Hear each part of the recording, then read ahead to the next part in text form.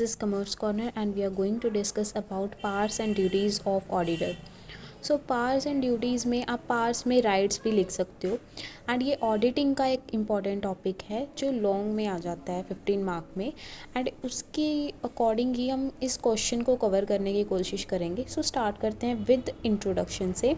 तो इंट्रोडक्शन में आप लिख सकते हो कि ये एक लैटिन लैंग्वेज से लिया गया वर्ड है ऑडिट. ठीक है, जो ऑडिट है वो लैटिन लैंग्वेज का वर्ड है एंड जिसका मीनिंग होता है सुनना, टू हेयर. ठीक है, और क्या है इसमें कि जो अपॉइंटमेंट है एंड राइट्स एंड ड्यूटीज़ हैं वो डिपेंड करती हैं किस टाइप की आपकी ऑर्गेनाइजेशन है. सो नेक्स्ट है हमारे पास डेफिनेशन. तो डेफिनेशन में आप ऑडिटिंग की डेफिनेशन दोगे. देखो, ऑडिटर जो है वो रिलेट करता है सोल ट्रेडर से भी एंड पार्टनरशिप फर्म से भी और लिमिटेड कंपनी से भी. एंड ऑडिटर जो है वो एक पर्सन है जो ऑडिट परफॉर्म करता है, ऑडिटिंग करता है. ऑडिटिंग का प्रोसेस क्या होता है, जिसमें आपको फाइनेंशियल इन्वेस्टिगेशन करनी हो कंपनी की, उसकी रिपोर्ट्स चेक करनी हो, तो वो होती है ऑडिटिंग. ठीक है, उसके बाद हमारे आ जाते हैं राइट्स ऑफ कंपनी ऑडिटर. अब ऑडिटर के ऐसे कौन से राइट्स हैं और पावर्स हैं जो वो परफॉर्म कर सकता है ईजिली. ठीक है, फिर फर्स्ट राइट है हमारे पास कि वो एक्सेस कर सकता है बुक्स ऑफ अकाउंट्स को. अब बुक्स ऑफ अकाउंट्स में एक तो books of accounts and vouchers आ गए एंड वो एनी टाइम चेक कर सकता है. Any time means business hours होने चाहिए. और यहाँ पे वाउचर जो है वो ऐसा बिल है जो आपके आइटम्स या ट्रांजैक्शंस को डिस्क्लोज़ करता है, तो उन सबको चेक कर सकता है. ये ऑडिटर का एक राइट है जिसमें books of accounts and vouchers आएंगे. वाउचर्स को हम बिल्स भी कहते हैं. ठीक है, और इन दोनों को चेक करने का राइट है उसके पास. ओके, नेक्स्ट पॉइंट है right to obtain information and explanation. यहाँ पे ऑडिटर का राइट है कि वो इन्फॉर्मेशन ऑब्टेन कर सके from the officers of company and उसे एक्सप्लेनेशन का भी राइट होता है इसमें. नेक्स्ट पॉइंट की बात करें तो यहाँ पे हमने ये पढ़ लिया कि right to obtain information and explanation वाला. एंड उसके बाद नेक्स्ट पॉइंट है हमारा right to inspect branch account. तो ब्रांच अकाउंट जो होते हैं इसमें कंपनीज ऑडिटरी का राइट होता है कि वो ऑडिट करेगा. अगर इसके अलावा कोई और पर्सन ऑडिट कर लेता है तो ऑडिटर जो है वहाँ पे इंस्पेक्ट कर सकता है ब्रांच अकाउंट्स को. यहाँ पे ये समझाया गया है कि जो ऑडिटर है उसका राइट होता है कि वो ब्रांच अकाउंट्स को चेक करे कि किसी और पर्सन ने तो नहीं ऑडिट किए हुए, किसके अलावा, कंपनीज ऑडिटर के अलावा. बस इस पॉइंट में ये बताया गया है. उसके बाद हमारा पॉइंट आता है राइट टू रिसीव नोटिस. अब राइट टू रिसीव नोटिस में क्या है कि जो कंपनी है उसको हमेशा इन्फॉर्म करे कि जर्नल मीटिंग के बारे में बताए एंड उसको बताना बहुत इम्पॉर्टेंट बन जाता है. एंड वो उसका राइट है कि वो हमेशा रिसीव करे notice regarding general meeting of company. फिर उसके बाद आता है हमारा right to sign the audit report. Right to sign the audit report में उसका राइट बनता है कि वो साइन कर सकता है रिपोर्ट जो ऑडिट की गई है. अब जो ये रिपोर्ट्स होती हैं जो ऑडिटर बनाता है ये होती हैं related to members of company, not board of director. Board of director से कोई रिलेशन नहीं होता बट मेंबर्स ऑफ कंपनी से रिलेशन होता है इनका. एंड ऑडिटर जो है उसके पास ये भी राइट होता है कि वो रेकमेंड करे बोर्ड को कि कुछ चेंजेस लेके आने हैं अगर अकाउंटिंग सिस्टम में. नेक्स्ट पॉइंट है legal to seek legal and technical advice. तो उसके पास ये भी राइट होता है कि वो ऑब्टेन कर सके technical advice and legal from expert. तो इसी के साथ हमारे राइट्स ख़त्म होते हैं. एंड एक एक्स्ट्रा टॉपिक है ऑडिटर्स लीन का. ऑडिटर्स लीन क्या होता है कि ऑडिटर का पोजेशन, लीन मीन्स पोजेशन. ठीक है, तो ऑडिटर के पास राइट होता भी है और नहीं भी होता.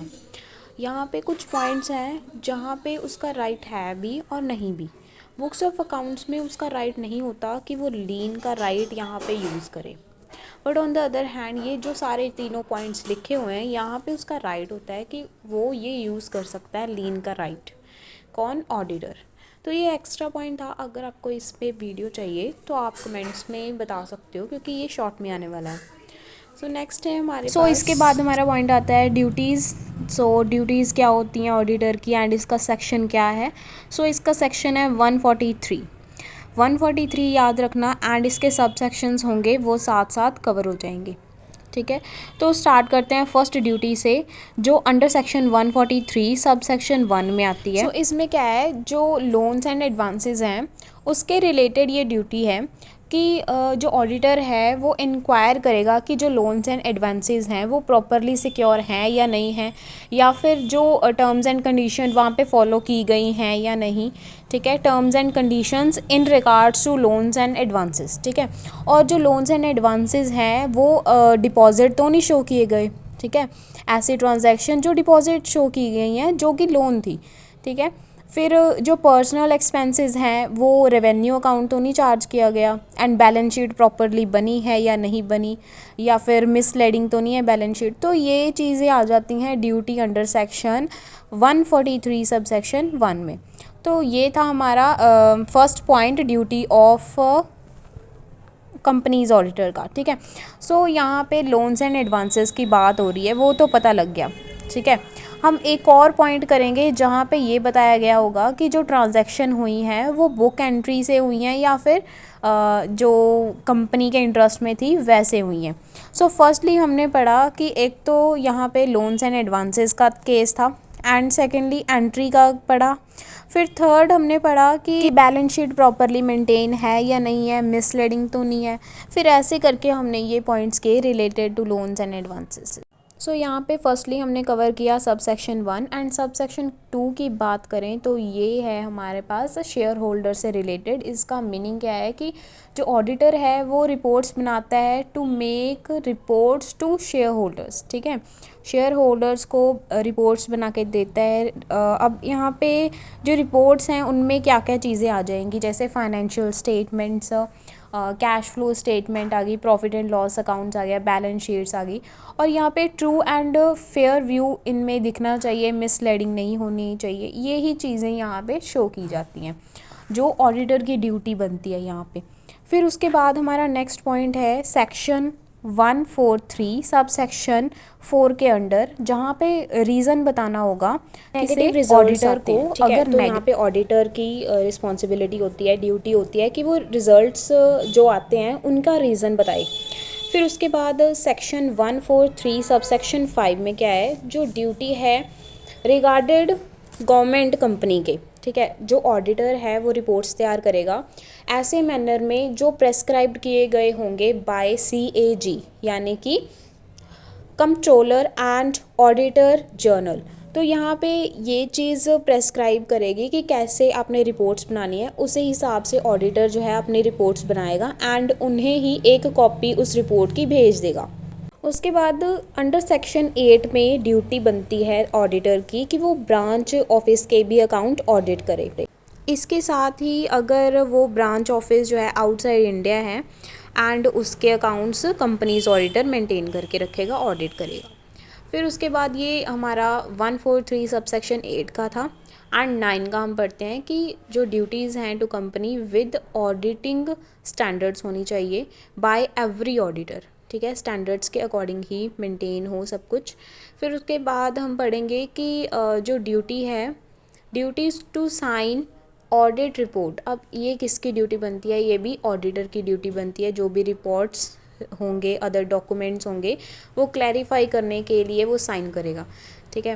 एंड जो क्वालिफिकेशन है, जो कमेंट है, वो भी वो कर सकता है on the functioning of company, ठीक है। बिफोर जर्नल मीटिंग, जब तक जर्नल मीटिंग नहीं होती वो सब कुछ कर सकता है, ठीक है। नेक्स्ट पॉइंट है 146 सेक्शन में टू अटेंड जर्नल मीटिंग। ये हमने पहले ही डिस्कस कर लिया था कि उसे नोटिस देना कंपलसरी बन जाता है एंड वो अटेंड भी कर सकता है जर्नल मीटिंग। फिर उसके बाद हमारा सेक्शन 143 की बात करें तो यहाँ पे 143 सब सेक्शन 3 की बात की गई है। अब इसमें क्या होता है कि ये रिलेट करते हैं ड्यूटीज़ टू स्टेट, ठीक है। इसमें क्या होता है, जो ऑडिटर है अगर उसे इन्फॉर्मेशन मिल गई, सब कुछ मिल गया, एक्सप्लेनेशन भी मिल गई तो ठीक है। अगर नहीं मिली तो उसका इफ़ेक्ट फाइनेंशियल स्टेटमेंट्स पे पड़ सकता है एंड उसे properly books of accounts maintain करके रखने पड़ेंगे। तो यहाँ पे ये तो मैंने जर्नल सा बता दिया मीनिंग। एंड 4 पॉइंट्स आ जाते हैं इसमें, हम 4 पॉइंट्स करेंगे। फर्स्ट पॉइंट है कि उसे फाइनेंशियल स्टेटमेंट का भी ध्यान रखना होगा। फर्स्ट पॉइंट है फाइनेंशियल स्टेटमेंट। अगर उसे इन्फॉर्मेशन मिल जाती है या फिर एक्सप्लेनेशन मिल जाती है तो ठीक है ऑडिट के लिए। अगर नहीं मिलती तो इन डिटेल्स का और इसका इफ़ेक्ट फाइनेंशियल स्टेटमेंट्स पे पड़ सकता है। ठीक है। सेकंड पॉइंट है कि properly books of accounts maintain करना। बुक्स ऑफ अकाउंट्स मेंटेन करना एंड उनके लिए क्या चाहिए, उसे एडिक्वेट इंफॉर्मेशन चाहिए होगी। ठीक है। एंड ये मिसलीडिंग नहीं होनी चाहिए। ये अंडर सेक्शन 143 में आ रहा है, ये ध्यान रखना। एंड थर्ड पॉइंट क्या आएगा कि जो ब्रांच ऑफिस है उनकी भी ये रिपोर्ट्स जो है ऑडिट करता है एंड ये स्टैंडर्ड्स के अकॉर्डिंग होता है, ऑडिटिंग स्टैंडर्ड्स के अकॉर्डिंग। ठीक है। अब फोर्थ पॉइंट क्या आ गया? फोर्थ पॉइंट है कि जो ऑडिटर है वो फाइनेंशियल स्टेटमेंट्स बनाता है, जैसे बैलेंस शीट, P&L हो गया, फिर उसके बाद वो कैश फ्लो स्टेटमेंट्स एक्सेट्रा, इन सब को ऑडिट करने का काम करता है।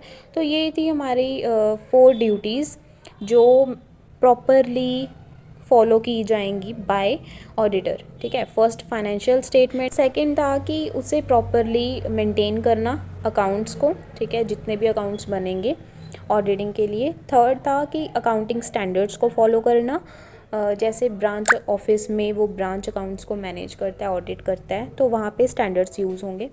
फिर लास्ट था बैलेंस शीट वगैरह, कैश फ्लो स्टेटमेंट्स, ऐसे ऐसे अकाउंट्स बनाना। फिर अदर ड्यूटीज़ क्या आ जाती हैं अंडर द कंपनी एक्ट। जब वाइंडिंग अप होती है, वॉलंटरी वाइंडिंग अप होती है कंपनी की, तो वहाँ पे डायरेक्टर्स को डिक्लेरेशन देनी पड़ती है, डिक्लेरेशन ऑफ सॉल्वेंसी। तो उस केस में ऑडिटर जो है वहाँ पे एक रिपोर्ट अटैच करता होता है उस डिक्लेरेशन के साथ, तो वो ड्यूटी भी ऑडिटर की होती है। अब बस एक लास्ट पॉइंट रह गया इस केस में। नेक्स्ट पॉइंट है कि practice of auditor must be in India. ठीक है, मोस्टली इंडिया में हो तो बेटर रहेगा एंड ताकि वो साइन कर सके ऑडिट रिपोर्ट इजीली। ये अंडर सेक्शन 145 में लिखा हुआ है। Thank you so much for watching. इसी के साथ हमारी वीडियो एंड होती है।